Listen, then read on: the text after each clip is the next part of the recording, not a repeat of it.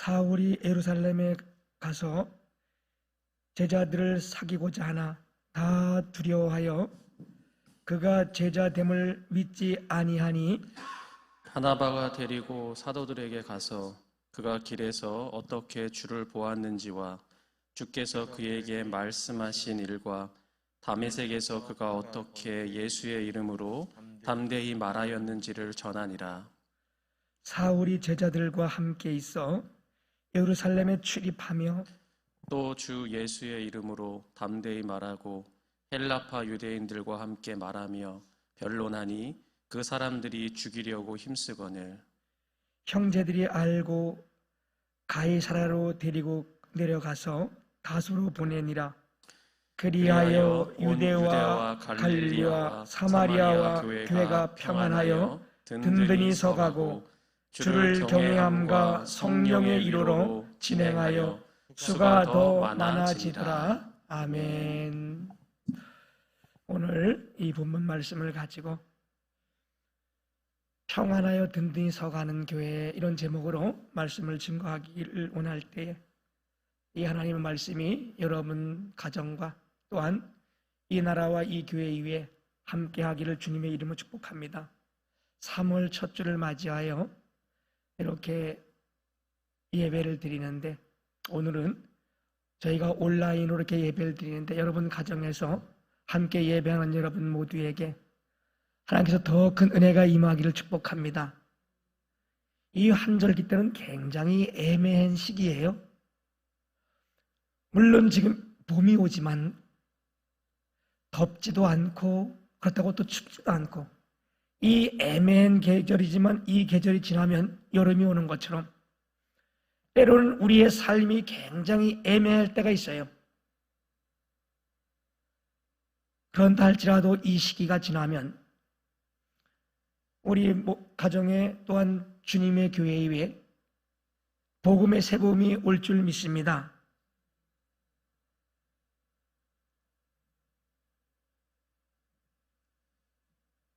이번 주일이 지나면 내일 모레 또 이 나라의 대통령 선거가 있는데 여러분 꼭 참석하셔서 주권을 행사하시고, 여러분 이 주권 하나하나가 이 나라를 더 아름답게 만드는 줄 믿습니다.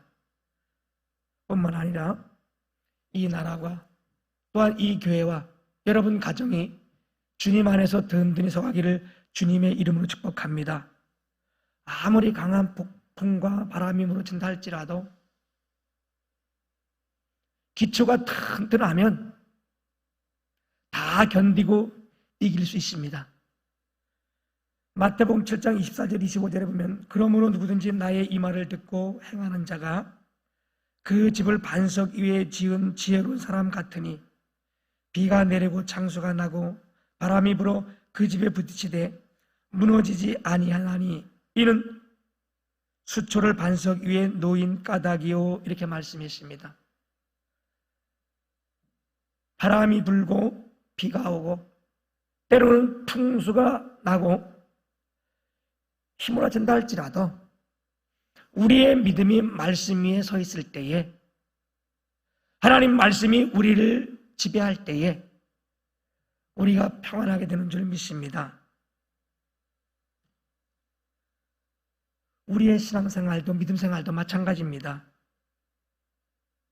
흔들리면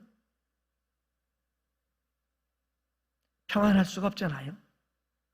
우리나라에서 가장 높은 건물이 롯데월드인데 이 롯데월드 타워가 높이가 555m 정도 되는데요, 아무리 크고 높은 건물이라 할지라도 흔들리게 되면 더 위험해지는 겁니다. 큰 교회라 할지라도, 오래된 교회라 할지라도 흔들리고 또 흔들면 교회가 평안할 수 없습니다. 초대교회 예루살렘 교회가 핍박과 환난 가운데서도 평온에 든든히 세워졌던 것처럼 지금 여러 가지 풍랑과 환난 가운데서도 주님의 교회 성도들이 더욱 든든히 서가기를 주님의 이름으로 축복합니다. 오늘 말씀 31절에 보게 되면 그리하여 온 유대와 갈릴리와 사마리아와 교회가 평안하여 든든히 서가고 주를 경외함과 성령의 이로로 진행하여 수가 더 많아지리라 이렇게 말씀했습니다. 오늘 이 말씀을 가지고 함께 나누며 우리 교회가 여러분 가정이 이런 가정이 되기를 축복합니다. 교회가 우리의 가정이 이 나라가 든든히 서가는 첫째 번 이유는 평안해야 되는 줄 믿습니다. 가정도 이 교회도 이 나라도 평안해야 합니다. 사랑하는 여러분, 초대교회가 얼마나 핍박이 많았고 환난이 많았습니까? 그럼에도 불구하고 초대 예루살렘 교회와 이 초대교회는 믿음 위에 굳게 서 있었습니다. 흔들리지 않았습니다. 여러분, 우리 성경에 보게 되면 이 초대교회에 얼마나 큰 환난이 왔어요? 스데반 집사는 돌에 맞아 순교할 때도 얼마나 고통스럽고 힘들었겠습니까? 그래도 그의 얼굴이 평안했다고 했습니다. 그 얼굴이 천사와 같이 하늘에 빛이 났고 그런 가운데도 무릎을 꿇어 기도한 것이 두 가지인데 내 영혼을 주께 부탁하나이다. 그리고 이들의 죄를 용서하여 주옵소서. 그 내면에 큰 평안이 있었던 것을 우리는 볼 수 있습니다. 여러분, 성경에 보게 되면 평안이 여러 가지로 나타납니다. 예를 들어서 열왕기하 11장 20절에 보게 되면 온 백성이 즐거워하여 온 성이 평안하더라 이렇게 말씀했고, 역대하 15장 5절 보면 유다 모든 성읍에서 산당과 태양상을 없애매 나가서 그 앞에서 평안함을 누리니라 이렇게 했고, 이사야 14장 7절 보게 되면 이제는 온 땅이 평온하니, 백성이 평온하고 성읍이 평안하고 나라가 평온하여 모든 것이 잘 되는 줄 믿습니다. 그런데 이 평안이 땅에서 솟아나는 샘물처럼 솟아나는 것이 아니고 이 평안은 위에서부터 내려오는 것이라 하나님 것이라 말씀했어요. 요한복음 14장 27절 보게 되면 평안을 너에게 끼치노니 곧 나의 평안을 너희에게 주노라. 내가 너에게 주는 것은 세상이 주는 것과 같지 아니하니라. 너희는 마음에 근심하지도 말고 두려워하지도 말라 이렇게 말씀했어요. 사랑하는 여러분, 평안은 내게서 나는 것도 아니고 세상에서 오는 것도 아니고 하나님께서 나는 줄 믿습니다. 평안의 의미가 뭐냐? 쉰다는 것입니다. 두려움이 없는 쉼, 이걸 평안이라고 말하는데 이 찬송가 419장에 보게 되면 주 날개미 내가 편안히 쉬네. 밤 깊고 비바람 불어쳐도 아버지께서 날 지켜주시니 거기서 평안히 쉬리로다. 주 날개 및 평안하다. 그 사랑 끊을 자 니니오. 주 날개 및 내쉬는 영혼 영원히 거기서 살리. 여기 근심 없이 쉰다는 것이 아무것도 안 하고 쉰다는 것이 아니라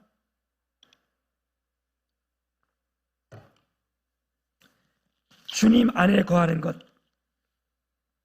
주님 날개 아래 거하는 것이라 말씀하고 있어요. 여러분, 우리가 평안하기 위해서는 우리 모두에게 사울의 변화가 있어야 될 줄 믿습니다. 사울은 자기도 모르게 열심히 한다고 했지만 교회를 비난했고 또한 교회 세우는 것을 흘렀습니다.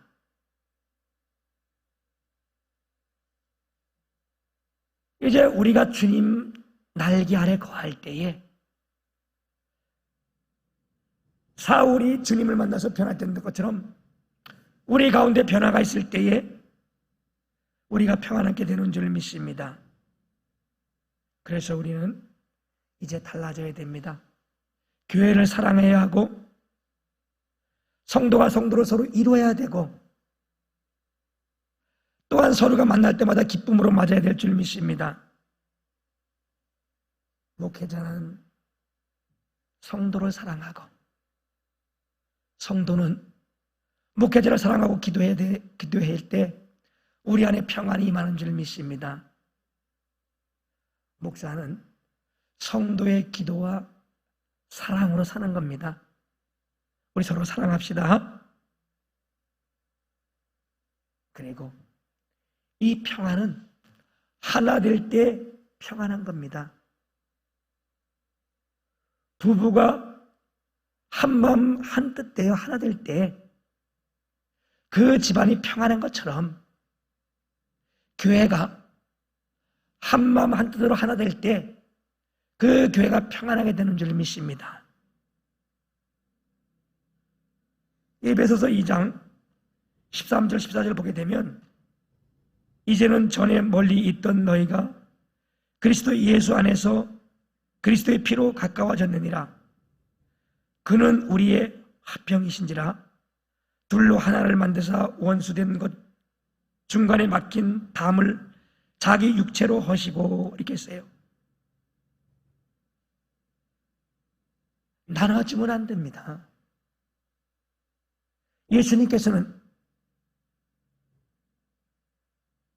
나눠진 가운데 담을 자기의 육체로 헐고 하나 돼서 화평하게 만들었다고 했습니다. 우리 주님의 교회 성도들이 주의 날개 아래서 평안을 누리게 되기를 소망합니다. 우리가 주님과 하나 될 때 우리의 가정과 사업장과 또한 이 교회를 넘어 온 나라가 평안케 되는 줄 믿습니다. 두 번째, 교회가 평안히 서가려면, 든든히 서가려면 성령의 이로가 있어야 됩니다. 오늘 말씀 보게 되면 교회가 평안하여 든든히 서가고 주를 경외함과 성령의 이로로 이렇게 말씀했어요. 성령의 이로로. 초대교회는 폭발적인 성장의 부흥을 이뤘던 교회인데 여러분 초대교회의 부흥의 원인이 어디에 있었습니까? 사실 초대교회의 성도들이나 또한 사도들이 교회를 부흥시킬 수 있던 조건은 없었어요. 우리가 아는 것처럼 대부분의 사도들이 갈릴리 바다에서 고기를 잡던 어부들이었습니다. 많이 배우지 못했고 지식도 많지 않았습니다. 지혜롭지도 않았습니다. 또 당대에 가장 욕을 먹던 세리도 제자가 되었고 성경에서 우리가 보면 알듯이 그 제자 중에 가룟 유다와 같은 자도 있었고요. 수 제자라고 말하는 베드로는 예수님을 팔아놓은 것까지 했습니다. 여러분 이들이 초대교회의 주역들이었는데 어떻게 이들이 교회를 부흥시키겠습니까? 그럼에도 불구하고 이들이 초대교회의 주역을 있을 때 교회는 엄청난 부흥을 가져왔습니다. 그것이 오늘 말씀에 보게 되면 성령의 이로로 진행하여 이렇게 말씀하고 있어요. 이 말씀은 뭐냐? 초대교회의 부흥의 가장 큰 역사, 교회가 든든히 섰던 것은 성령의 이로가 있었다는 겁니다. 지금 우리가 얼마나 어려운 상황을 맞고 있습니까? 내일 모레 대통령 선거가 있어 분주하고요. 또한 하루에 코로나 확진자 수가 30만이 넘은 이 지금 시점에 이렇게 되면 교회가 어렵고 문을 닫을 것 같은데 여러분 그렇지 않습니다. 성령의 이루가 있을 때에 이 몸된 교회에 여러분 가정에 성령의 이루가 있을 때에 교회는 부흥하는 겁니다. 우리 주님의 교회 가정에도 지금 몇 가정이 이렇게 코로나 확진으로 어려움을 당하고 있는데 제게 들려지는 소식을 보게 되면 우리 성도님들이 그 코로나 확진된 가정에 어떤 이들은 과일을 사다가 문에다 걸어놓고 어떤 이들은 미역국을 끓여다 갖다 놓고 서로 전화해서 기도하고 기도해주고 그래서 어느 가정에서 제게 전화가 왔는데 코로나 확진으로 인해서 몸은 아프고 또 고통스러운 건 있는데 너무 행복하다는 거예요. 왜? 이럴 때 성도들의 위로가 있고 성도들의 기도가 있기 때문에 너무 기쁘다는 거예요. 제가 부족하나마 이 교회 담임 목사로서 이런 소리를 들을 때에 얼마나 행복한지 우리는 이것으로 무너지지 않습니다. 오히려 하나님의 은혜가 여러분 가정과 이 교회 위에 더 크게 임할 줄 믿습니다. 주님을 배반하고 떠났던 그들이 성령의 이루가 있을 때에 완전히 달라졌어요. 하루에 3,000명, 5,000명이 회개하고 주님께 돌아오는 역사가 일어났습니다. 성령께서 감동을 주시고 이루를 주시고 가까이 해주시고 능력을 주셨기 때문에 그렇습니다. 오늘 우리 성령의 이루가 주님의 교회 모든 성도들 위해 사업장 위에 함께 하시기를 주님의 이름으로 축복합니다. 세 번째, 교회가 단단히 서가려면 성장, 다시 말하면 부흥해야 합니다. 31절 끝에 보게 되면 수가 더 많아지더라 이렇게 말씀했어요. 실로 놀라운 축복입니다. 12명으로 시작했던 이 교회가 3,000명, 5,000명을 넘어 많은 수들이 교회로 몰려왔는데 이건 놀라운 축복 아니에요?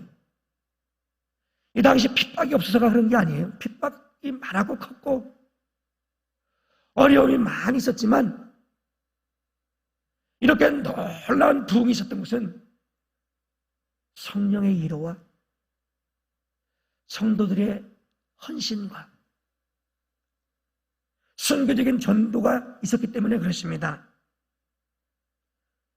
우리 주님의 교회가 초대교회처럼 계속해서 지속적으로 성장할 줄 믿습니다.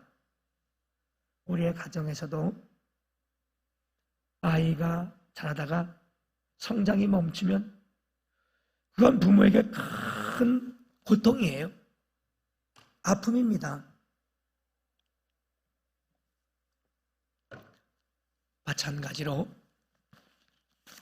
교회가 성장되지 않으면 하나님의 근심이고 걱정입니다. 아이가 성장할 때에 몸무게가 늘어나고 그 키가 자라고 이것만 가지고는 안 되잖아요.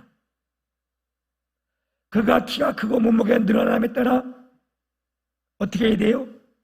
철도 들어야 되고 인격도 있어야 되고 또 이성적인 지식도 늘어나야 됩니다. 이래야 균형을 이룰 수 있습니다. 교회도 마찬가지예요. 이 교회가 성장할 때에 숫자만 많이 늘어나는 것은 안 되고 성장과 성숙이 함께 해야 됩니다. 성장이 외적인 부흥이라면 성숙은 내적인 부흥입니다. 주님의 교회 성도가 늘어날수록 우리 영적인 신앙이 더욱더 성숙되고 높아져서 우리 균형 있게 몸된 교회가 성장하기를 축복합니다. 초대교회가 그 어려움 가운데서도 흔들림에도 든든히 서갔던 것은 외적인 성장과 내적인 성장, 다시 말하면 성장과 성숙이 함께 했기 때문에 그렇습니다. 이들이 열심히 모였습니다. 그리고 뜨겁게 기도할 때에 성령이 임했고 그것이 기반이 돼서 교회가 크게 부흥되고 든든히 서갔던 것처럼 여러분, 우리 주님의 교회가 열심히 모여야 될 줄 믿습니다. 모여서 뭐 하느냐? 우리가 뜨겁게 기도하면 주의 성령의 이루가 있고 주의 성령이 역사하면 하나님께서 우리에게 힘도 주시고 용기도 주시고 능력도 주실 줄 믿습니다. 그래서 초대교회는 성령의 역사가 함께 할 때에 안전뱅이가 벌떡벌떡 일어났습니다. 아멘. 중풍병자가 일어났고요. 문둥병자가 치료가 되었고요. 심지어 다비다라는 여성이 죽었던 가운데서 일어섰습니다. 어떻게 이런 일이 있었는가? 여호와를 경외할 때에 하나님의 역사로 이와 같은 일이 있었는데 오늘 3월 첫 주를 맞이해서 주님에게 모든 성도들이 여호와를 경외하는 축복이 있기를 축원드립니다.